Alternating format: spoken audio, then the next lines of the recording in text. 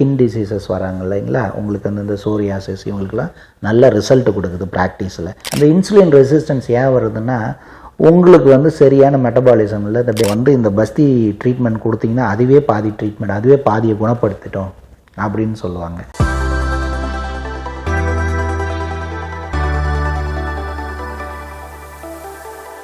Medical online India நேயர்களுக்கு எனது அன்பார்ந்த வணக்கங்கள். நான் டாக்டர் ஆர்சி சதீஷ்குமார், ஆயுர்வேத மருத்துவர், எஸ்ஆர்எம் பல்கலைக்கழகம். பஞ்சகர்மாங்கிறது ஒரு பெரிய பிரான்ச்சு, அது ஒரு பெரிய ஆய்வுக்குட்படுத்தப்பட்ட ஒரு சிஸ்டம் ஆஃப் தெரப்பின்னு கூட சொல்லலாம். இந்த பஞ்சகர்ம சிகிச்சை இப்போ சமீப காலமாக வந்து உங்களுக்கு பார்த்திங்கன்னா நிறைய பிரபலமாகிட்டு வருது. ஆனால் இந்த பஞ்சகர்ம சிகிச்சையை வந்து மேல்நாட்டு வெஸ்டர்னர்ஸ் வந்து இதை கரெக்டாக ஃபாலோ பண்ணுவாங்க. ஃபார் எக்ஸாம்பிள், இப்போ ஜெர்மனியிலேருந்து அந்த கிளைமேட்டு, அவங்க வின்டர் கிளைமேட்டில் தே கேனாட் சர்வைவ் தேர். அதனால் அவங்க இங்கே வந்துடுவாங்க. ஒரு 1 மந்த் வந்துட்டு அவங்க ஃபுல்லாகவே இந்த பஞ்சகர்ம சிகிச்சை எடுப்பாங்க. நான் முன்னே சொன்னது போல் பஞ்சம்னா 5, கர்மானா தெரப்பி. இந்த பஞ்சகர்மாவில் ஃபஸ்ட்டு வர்றது வமனம்னு சொல்லுவோம். அதை வந்து வாமிட்டிங் ப்ரொசீஜர்னு சொல்லுவாங்க, இன்டியூஸ்டு வாமிட்டிங்னு சொல்லுவோம்.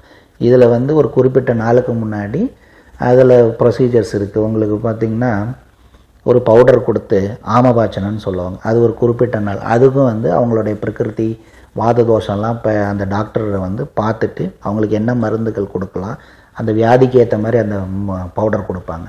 அதுக்கப்புறம் வந்து ஸ்னேகபானன்னு சொல்லுவாங்க, ஒரு குறிப்பிட்ட நாள் 3லேருந்து 5 நாள் ஒரு நெய்யை கொடுத்துட்டு அவங்கள சாப்பிட சொல்கிறது. அப்புறம் ஒரு 7வது நாளோ 8வது நாளோ ஒரு ஸ்வீட் அதெல்லாம் சாப்பிட்டுட்டு அவங்க கபத்தை கொஞ்சம் அதிகப்படுத்திட்டு அடுத்த நாள் வந்து ஈவினிங் காலையில் ஒரு ஏர்லி மார்னிங் வர சொல்லிவிட்டு அந்த ட்ரீட்மெண்ட் இன்டியூஸ் பண்ணாங்க. அதுக்கு நிறைய மருந்துகள் இருக்குது. அதை வச்சு இன்டியூஸ் பண்ணும்போது இந்த வமனம் யாருக்கு கொடுப்பாங்கன்னு பார்த்தீங்கன்னா, இப்போ வந்து ஜென்ரலாக வமனம் யாரும் இந்த ஸ்கின் டிசீசஸ் வராங்க இல்லைங்களா, உங்களுக்கு வந்து இந்த சோரியாசிஸ் இவங்களுக்குலாம் நல்ல ரிசல்ட் கொடுக்குது ப்ராக்டிஸில்.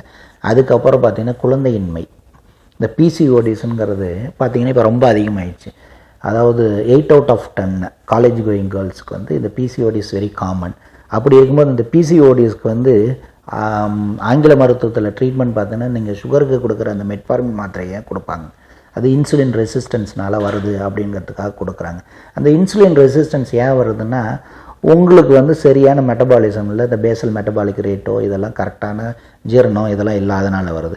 அப்படி பண்ணும்போது இந்த சுத்தப்படுத்துதல் சிகிச்சை பண்ணும்போது உங்களுக்கு எல்லாமே கரெக்டானதுக்கான வாய்ப்புகள் இருக்குது. இதை சயின்டிஃபிக்கலாகவும் நிறைய ப்ரூவ் பண்ணியிருக்காங்க. நிறைய கேஸ் ரிப்போர்ட்ஸும் பப்ளிக் டொமைனில் கூகுளில் நீங்கள் சர்ச் பண்ணி பார்க்கலாம்.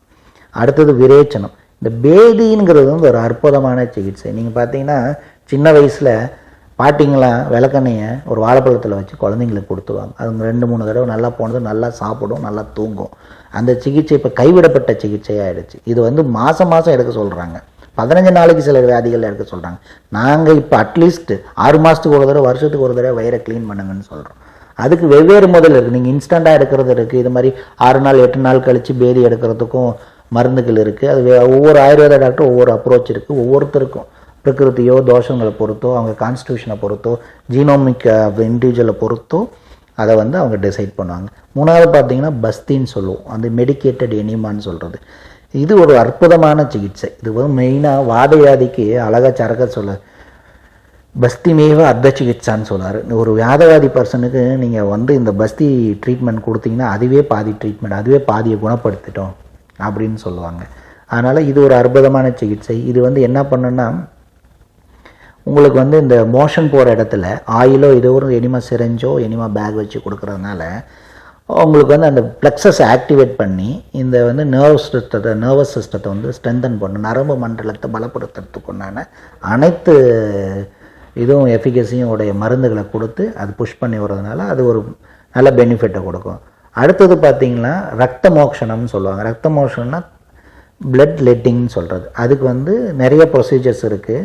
அதில் ஒன்று இப்போ பிரபலமாயிட்டு வருது வந்து ஜலூகா உச்சாரணம், அட்டை விடுதல்னு சொல்லுவாங்க. அந்த அட்டை விடுதல் வந்து அதாவது ஸ்கின் டிசீசஸுக்கு ரொம்ப காமனாக யூஸ் பண்ணாங்க. ஃபார் எக்ஸாம்பிள்ஸ் ஒரு லைக்கன் பிளானஸ்ன்னு சொல்லுவோம். அந்த லைக்கன் பிளானஸில் அந்த அஃபெக்டட் ஏரியாவில் அந்த அட்டையை விடும் போது அந்த இடம் ரொம்ப சாஃப்ட் ஆகிட்டு நார்மல் ஆகிறதுக்கு உண்டான சான்சஸ் நிறைய இருக்குது.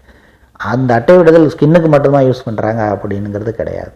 ஃபார் எக்ஸாம்பிள் முட்டி வலி வீக்கம் இருக்குது, அடிக்கடி வீக்கம் வரதுனால அந்த இடத்துலையும் அட்டை விடுதல் வந்து பண்ணுவாங்க. அதுக்கு வந்து அட்டைகள்லேயே நிறைய வெரைட்டி இருக்குது. அது விஷம் உள்ளது, விஷம் இல்லாதது. விஷம் இல்லாததை கரெக்டாக பார்த்து செலக்ட் பண்ணி அது விடுறது. அது தேர்ந்த ஆயுர்வேத மருத்துவர்களால் வந்து ப்ராக்டிஸ் பண்ணக்கூடிய மருத்துவ சிகிச்சை தான் அது.